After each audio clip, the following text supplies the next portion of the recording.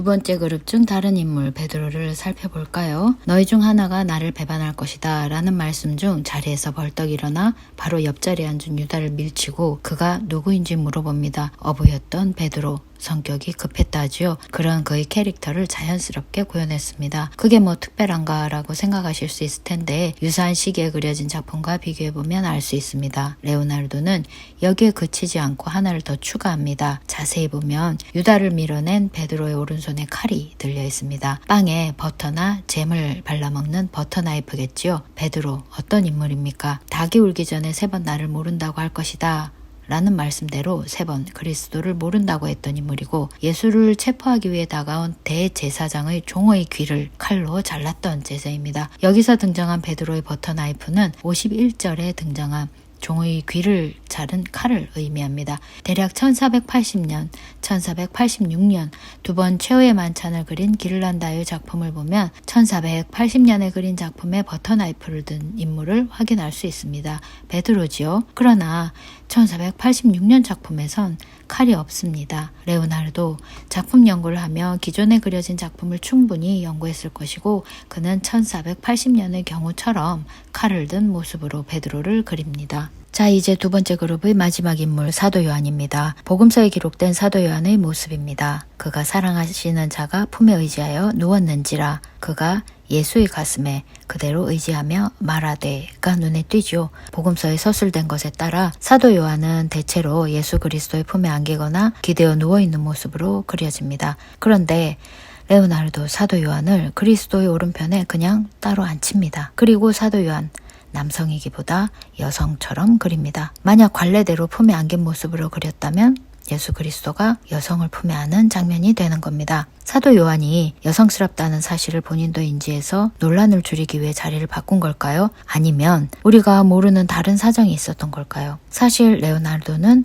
동성을 사랑했던 성소수자였습니다. 인물도 좋았다 합니다. 미켈란젤로를 당대 최고의 예술가로 여겼던 조르주 바사리조차도 레오나르도를 대단한 육체적 아름다움, 무한한 우아함을 지닌 인물로 서술할 정도였으니까요. 그런 레오나르도에게는 많은 친구들이 있었는데 그 중에서 수학자 루카 파치올리도 있었고 특히 제자 살라이에와 멜지와는 아주 가까운 사이로 알려져 있습니다. 멜지의 경우는 레오나르도가 사망했을 당시 레오나르도의 형제들에게 그의 죽음을 알린 인물이고 살라이는 제자 이상의 관계였다고 전해집니다. 그가 그린 성세례자 요한, 바쿠스 이런 걸 보면 남성을 마치 부드러운 근육의 여성처럼 그린 예가 있어서 레오나르도의 성 정체성이 사도 요한을 그리는데 영향을 주었다는 해석이 일반적입니다. 한편 어떤 이는 이 인물은 애초에 사도 요한이 아니라 막달라 마리아며 이를 알리기 위해 레오나르도가 비밀스러운 코드 M 을 심어 두었다고 주장합니다. 여성처럼 그려진 사도 요한의 모습은 많은 사람들의 관심을 불러일으켰고 그중 가장 유명한 것이 댄 브라운의 소설 아시는 것처럼 다빈치 코드일 테지요.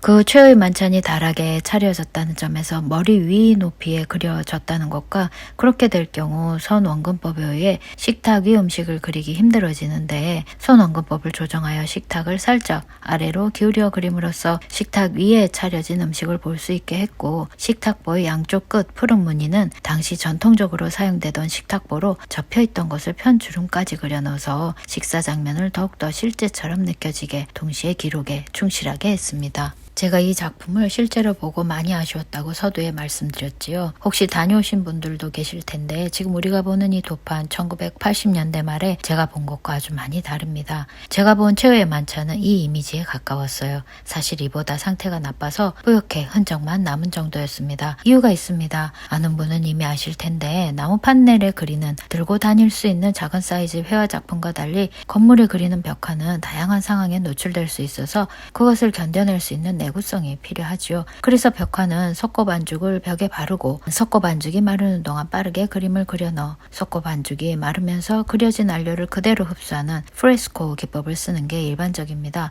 석고 반죽이 벽 자체가 되어 강력한 접착제 역할을 합니다. 시스틴 예배당의 천장화나 최후의 심판이 대표적인 예입니다. 반면에 비교적 작은 사이즈로 위치로 옮길 수 있도록 나무 판넬에 그림을 그리는 경우는 달걀 노른자를 접착제로 사용하는 템페라 기법 기법을 사용합니다. 보티첼리의 비너스의 탄생을 예로 들 수 있어요. 그림을 그리는 동안 수정도 쉽고 안료의 발색도 상대적으로 좋아서 당시 나무판 위에 그림을 그리는 그것에는 자주 사용되었던 방법입니다. 사정이 이러하니 레오나르도의 수도원 대식당에 그리는 벽화 어떤 기법을 써야 할지가 자명해지지요. 그런데 레오나르도는 달걀 노른자를 사용하는 템페라 기법을 사용합니다. 평소 생각이 많고 즉흥적이기도 해서 수정을 자주 해야 하고 발색도 신경을 써서 템페라를 선택했다 하는 의견도 있고, 작품을 주문할 당시에 밀라노의 권력자 루도비코 스포르자 공작이 빠른 공정을 원해서 어쩔 수 없이 템페라 기법을 사용했다는 의견도 있습니다.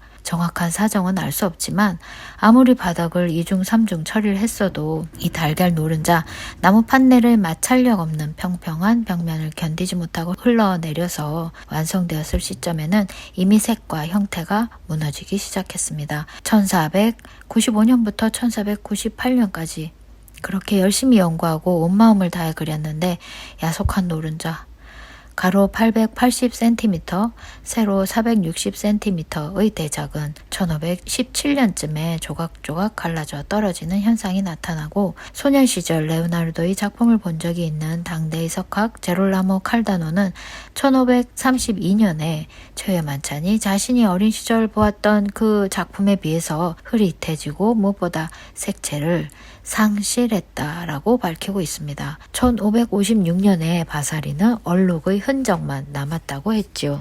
이토록 취약한 그림을 1652년 사람들이 드나드는 출입문을 만들겠다고 그리스도의 발 부분을 떼어납니다. 현재 아치형으로 남은 부분입니다. 당시 대가들의 작품이 공개되면 각 공방에서 조수들을 보내 작품을 복사하게 합니다. 그것을 교본으로도 쓰고 유행이 되어 유사하게 그려달라는 그 작품 주문이 들어오면 참고 자료로 사용하기도 하지요. 그런 이유로 1520년경에 제작된 두 점의 카피본을 보면 어처구니 없게도 출입문 아래 묻혀버린 그 십자가형을 의미하는 포개진 발을 볼 수 있습니다. 그리고 이어지는 작품의 순환사를 짧게 간추려 보면 1726년의 작품 복원, 1770년 잘못된 복원으로 인한 재작업, 1796년 프랑스 군대 주둔 험하게 썼겠지요. 1800년 대홍수로 잠기고 이후 죄수를 가둔 감옥으로 사용합니다. 1821년 복원작업 재시도, 이때 작품을 심하게 훼손하는 결과를 남깁니다. 1901년에서 1908년 클리닝,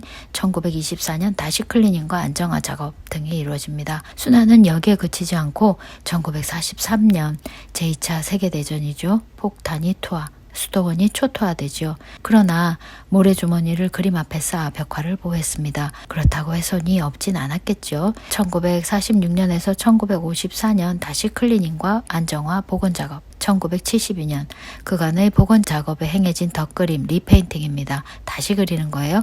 이걸 이로 인해서 원작이 많이 왜곡되었다는 사실이 보고됩니다. 이후 1978년에서 1999년까지 21년간 보다 정교한 복원 작업이 이루어져 현재의 모습을 갖추게 되었습니다. 이쯤 되면 지금 우리가 보고 있는 최후의 만찬이 레오나르도가 그린 것과 얼마나 다를까, 레오나르도가 그린 원래 작품은 어떤 모습일까 생각하게 됩니다.